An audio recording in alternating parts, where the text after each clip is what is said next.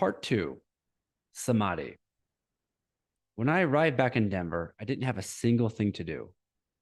I was on leave, no business to tend to, friends to see, or family to visit. The LCS cleared the way for me to go inward. So I asked Chris and a few of my new retreat friends to give me as many online group transmissions from high level people as they knew. I was sent a Christ light transmission from a powerful couple in Sedona, Arizona, where I got so deep, I genuinely thought for over an hour that I may very well be the second coming of Christ. But I remembered Eva's advice on how this was common on the path. It was another ego structure. Be careful. The spiritual ego will become even stronger than the normal ego, she told me. So I shrugged it off and signed up for more and more hits from the transmission crack pipe. I undertook a 5-day online intensive with Imogen, a British woman whose energies were soft, yet potent and undeniable. Her energies worked on me with methodical intensity. Each session felt strategically designed to unlock deeper levels of consciousness. My closed eye visuals flooded with light the moment she began, and I was slipping into deeper and deeper states. More, more, more. 2 hours of daily meditation quickly turned into 4. Then they went to 8.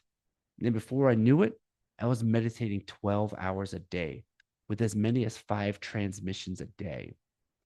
I was reaching states where thoughts had ceased to exist for minutes at a time, and I was convinced I was going to be enlightened within the week. I went so deep one day during an 18-hour meditation that I was utterly convinced it was going to be the one that took me all the way, whatever that means. Then, just weeks after the retreat, I awoke to find my consciousness had been infiltrated by a powerful energetic bubble that felt like it was going to pop at any moment. Whether this was Kundalini rising or the delayed effect of over 50 transmissions hardly mattered. It did not feel good.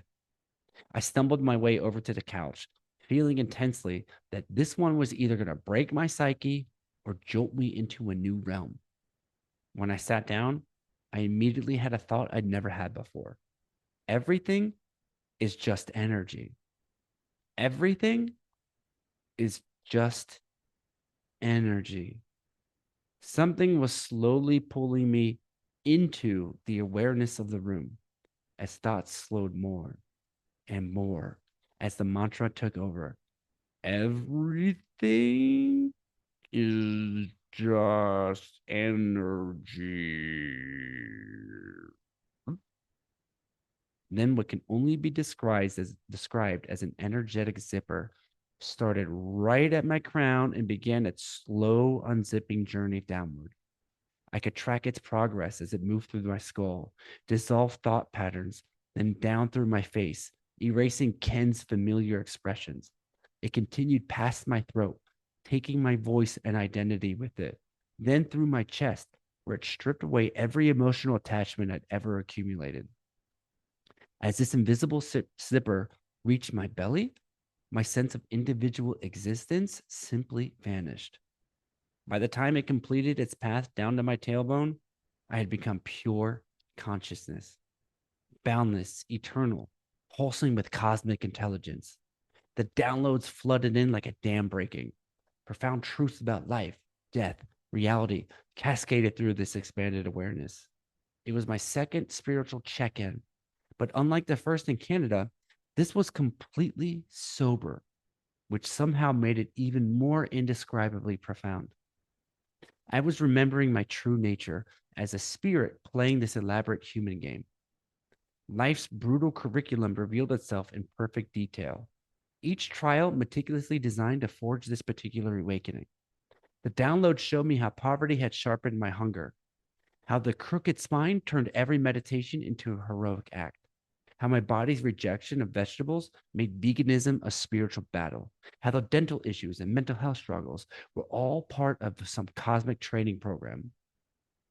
That restless energy that drove me from my Kentucky home toward impossible dreams and travel all on my own and with never a backup or sense of security was illuminated as divine GPS, pulling me toward this exact moment. Even getting kicked out of Korea was perfectly orchestrated. So the kid show would have just enough episodes to help enough children, as well as make my story compelling when I eventually told it. From this expanded awareness, I could see that mental health was pure mental construction. While I existed in this state of flawless bliss, the pride was overwhelming. Recognizing how impossibly far this soul had climbed through such deliberately difficult terrain, it never gave up. The ecstasy was beyond words. Oh my God. I figured it all out.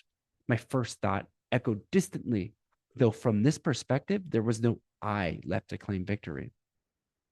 I've done it. I'm here. This is what the universe is. And it was all perfect. I didn't know it at the time, but this was Samadhi, specifically savikalpa Samadhi, the profound absorption where individual consciousness merges with universal awareness while maintaining a subtle witness. The yoga tradition describes two primary states of Samadhi: Nirvikalpa Samadhi, where all sense of selfhood dissolves so completely that no trace of the experiencer remains, and savikalpa Samadhi, where unity is achieved, but a gossamer thread of individual awareness persists to witness this cosmic recognition. Savikalpa Samadhi represents consciousness at its most expanded, while retaining just enough individual reference point to comprehend what's happening. It's like becoming the ocean while still remembering you were once a wave. The downloads, the cosmic perspective, the recognition of life's perfect design, all of this arose within boundless awareness. Yet something remained present to receive and marvel at these revelations. I felt certain this would last forever, but after an hour, it faded. Gareth later told me this is common with peak states. Our nervous system can only handle so much, and the LCS offers these glimpses as motivation to continue the journey. Again, things were moving from my conceptual database to my experiential data set. Holy shit.